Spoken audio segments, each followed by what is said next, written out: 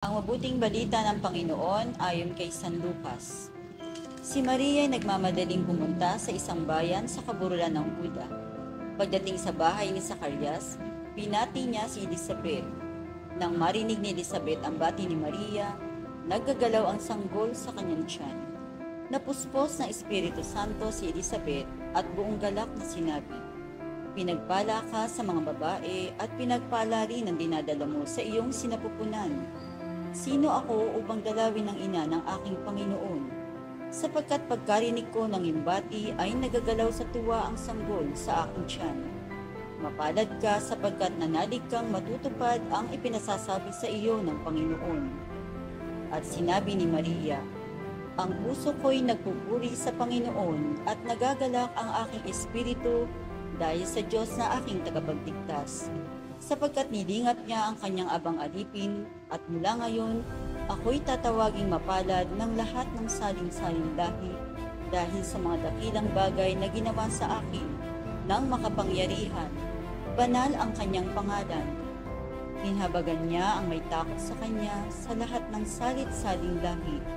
Ipinakita niya ang lakas ng kanyang mga bisig. Pinangalat niya ang mga palalo ang isipan. Ibinagsak niya ang mga hari mula sa kanilang trono at itinaas ang mga nasa abang kalagayan.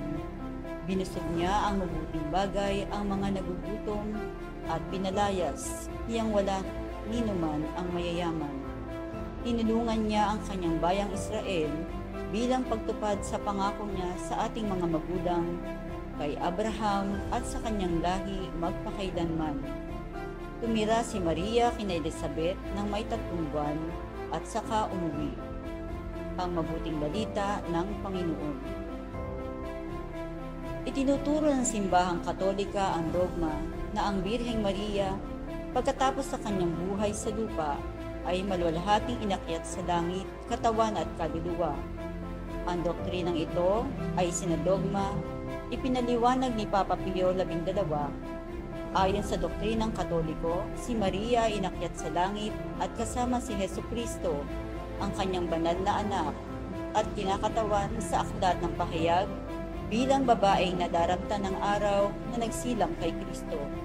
Kaya't bukod siyang pinagpala sa mga babaeng lahat, at pinagpala rin ng iyong anak na si Jesus.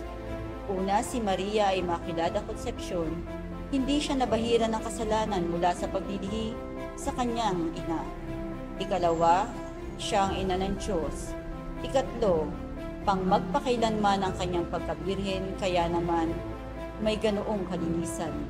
Pagkabirhen din ang kanyang pisikal na katawan na hindi nadumisa ng kamatayan. Pang-apat, ganap siyang nakisa sa gawaing pagliligtas ni Jesus. Kaya naman, kabahagi rin siya sa ganap na bunga ng pagliligtas na iyon na nangangahulugan sa pagkaluwalhati sa katawan at kaluluwa. Manalangin tayo. Mahal naming Inang Maria, ina ng aming Panginoong Jesus, patuloy niyo po kami ingatan, gabayan, lalong mapalapit sa inyong anak na si Jesus. Tulungan niyo po kaming makasunod tulad ninyong kung paanong hindi kayo nag-alinlangan sa pagtugon sa pagtawag sa inyo upang sundin ang kalooban ng Diyos. Amen.